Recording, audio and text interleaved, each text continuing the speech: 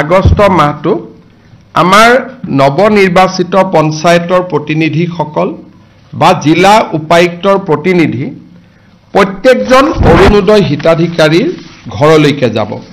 মোৰ পৰা এখন পত্ৰ লৈ যে আপুনি অৰুণোদয়ৰ বাবে নিৰ্বাচিত হৈছে। আৰু অকল খালী পত্ৰখন দিবৰ কাৰণে অলপ বেয়া লাগে কাৰণে লগত এখন আমি সৰু কিতাপো পঠাইছোঁ।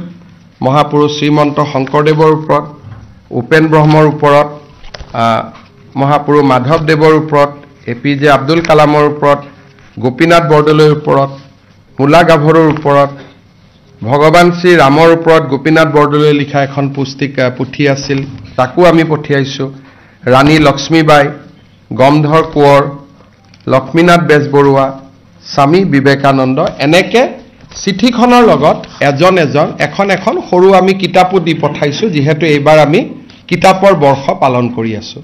তাৰমানে 40 লাখ পৰিয়ালত এখন পঢ়িবৰ কাৰণে কিতাপো গৈ পাবগৈ। এই অৰুণোদয় তৃতীয় আঁচনিটো এই গোটেই প্ৰক্ৰিয়াটো সমাপন কৰোঁতে আমাক এমাহ লাগিব। ঘৰত গৈ আমি গোটেইখিনি দিওঁতে আগষ্ট মাহত অৰুণোদয় কোনেও নাপাব। আমি ছেপ্টেম্বৰ মাহৰ 17 তাৰিখে প্ৰধানমন্ত্ৰী নৰেন্দ্ৰ মোদী ডাঙৰীয়াৰ জন্মদিনৰ দিনা, উপজা দিনৰ দিনা আমি অৰুণোদয় তৃতীয় আঁচনিটো আনুষ্ঠানিকভাৱে আৰম্ভ কৰিম। আৰু অসমৰ ইতিহাসত 40 লাখ পৰিয়ালক সামৰি কেতিয়াও আগতে এনেকুৱা কোনো আঁচনি গ্ৰহণ কৰা হোৱা নাছিল। আৰু এইবাৰ আঁচনিটো লৈ আমি প্ৰত্যেক ঘৰ মানুহৰ দুৱাৰ মুখত গৈ আমি উপস্থিত হ'ম যে আপুনি অৰুণোদয় পাইছে। এইবাৰৰ পৰা প্ৰত্যেকটো ব্লকত এজন অৰুণোদয় সহায়ক থাকিব। কেতিয়াবা যদি কাৰোবাৰ KYC হোৱা নাই, কেতিয়াবা কোনোবাই টকাটো যোৱা নাই, তেওঁলোকে অভিযোগ দিব পাৰিব। আৰু এটা পৰ্টেলো মুকলি হৈ থাকিব, য'ত নেকি কোনোবাই চৰকাৰী চাকৰি আদি পালে নিজক অৰুণোদয়ৰ পৰা অপ্ট আউট কৰিব পাৰিব।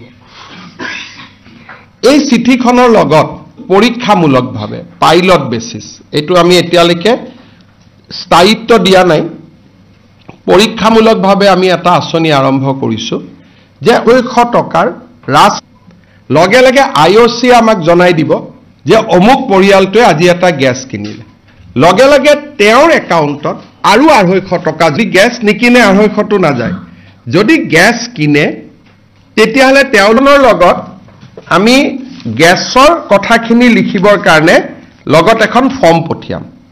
চিঠিখন যেতিয়া গাঁৱত তেওঁলোকে লৈ যাব, চিঠিখনো দিব, লগতে ক'ব যে আৰু এটা আঁচনি আপোনালোকৰ কাৰণে আহিছে, ডিটেইলছটো দিয়ক, কানেকশ্যন নম্বৰটো লাগিব। তেতিয়াহে IOCৰ লগত আমি কানেকশ্যন নম্বৰটো আমি তেওঁলোকৰ পৰা ল'ব লাগিব।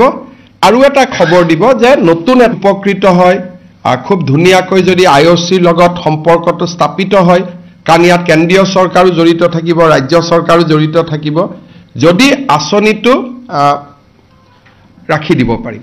কিন্তু তাত এটা তালমিল লাগিব, গেছ কি একাউণ্ট যাব লাগিব। সাধাৰণতে ৰাজ্য চৰকাৰ আৰু কেন্দ্ৰীয় চৰকাৰৰ ৱেবছাইট প্ৰচেষ্টা কৰি এটা পইণ্টলৈকে আহিছোঁ। আমি ভাবিছোঁ যে ইয়াক আমি ৰূপায়ণ, যিটো মাহত গেছ কিনে তেওঁলোকে আৰু 250, তাৰমানে যিটো মাহত নিকিনে, মাহত এটা গেছ নিকিনে, যদি গেছ নিকিনে আপোনাৰ অৰুণোদয় বেনিফিচিয়াৰীয়ে বেনিফিটটো পাই থাকিব।